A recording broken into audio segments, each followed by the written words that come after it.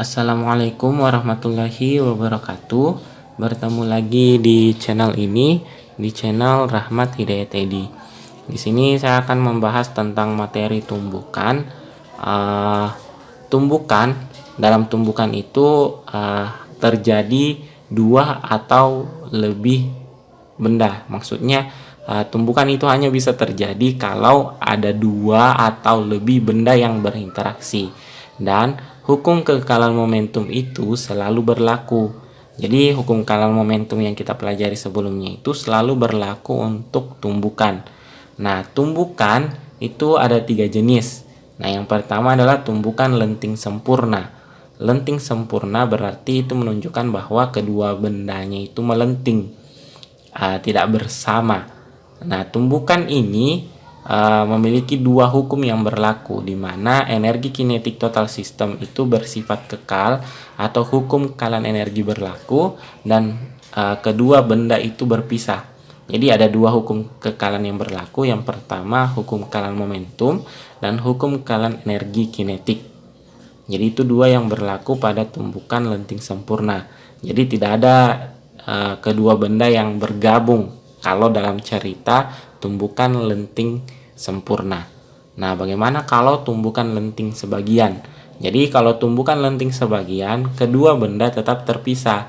Hanya saja hukum kekalahan energi sudah tidak berlaku, di mana sebagian energi kinetik tersebut diubah dalam proses tumbukan. Misalnya diubah menjadi energi bunyi atau diubah menjadi energi panas. Pokoknya bercerita tentang itu, sehingga energi kinetik dari benda tersebut tidak lagi bersifat kekal, baik setelah sebelum tumbukan maupun setelah tumbukan. Dan yang terakhir itu adalah tumbukan tidak lenting. Nah, kalau tumbukan tidak lenting itu adalah tumbukan yang setelah terjadinya tumbukan, kedua benda bersatu menjadi satu gerakan yang sama. Nah, ini contoh soalnya mungkin sudah dibahas di bagian sebelumnya, atau mungkin videonya saya sudah upload tapi schedule-nya tidak muncul di beberapa waktu dekat ini. Mungkin dimunculkan agak jauh karena yang saya buru itu selesainya materi dulu untuk kelas 10.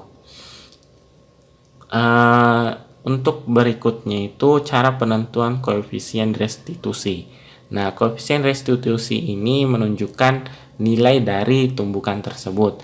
Nah, untuk tumbukan lenting sempurna, nilai koefisien restitusinya itu bernilai 1. Kalau tumbukan lenting sebagian, koefisien restitusinya itu berada di antara nilai 1 dan 0. Jadi boleh 0,2, boleh 0,4. Pokoknya dia bergerak dari 0 dan sampai 1. Berarti di antara itu ya. Tidak mungkin bernilai 0 dan tidak mungkin bernilai 1. Kalau dia bernilai 1 berarti lenting sempurna.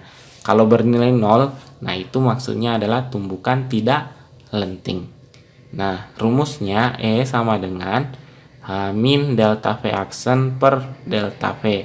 Dengan delta V adalah V2 dikurang V1. Jadi kalau delta V aksen itu V aksen 2 dikurang V aksen 1 per V2 dikurang V1. Nah, itu tinggal digunakan rumusnya untuk menentukan koefisien restitusi. Nah, untuk membahas contoh soal lebih lanjut tentang tumbukan akan kita bahas di video berikutnya. Jadi saya cukupkan untuk video materi tumbukan ini saja terlebih dahulu. Terima kasih, dan tidak lupa saya mengingatkan untuk tetap mendukung channel ini sehingga channel ini bisa berkembang dan bermanfaat untuk kita semua. Terima kasih. Assalamualaikum warahmatullahi wabarakatuh.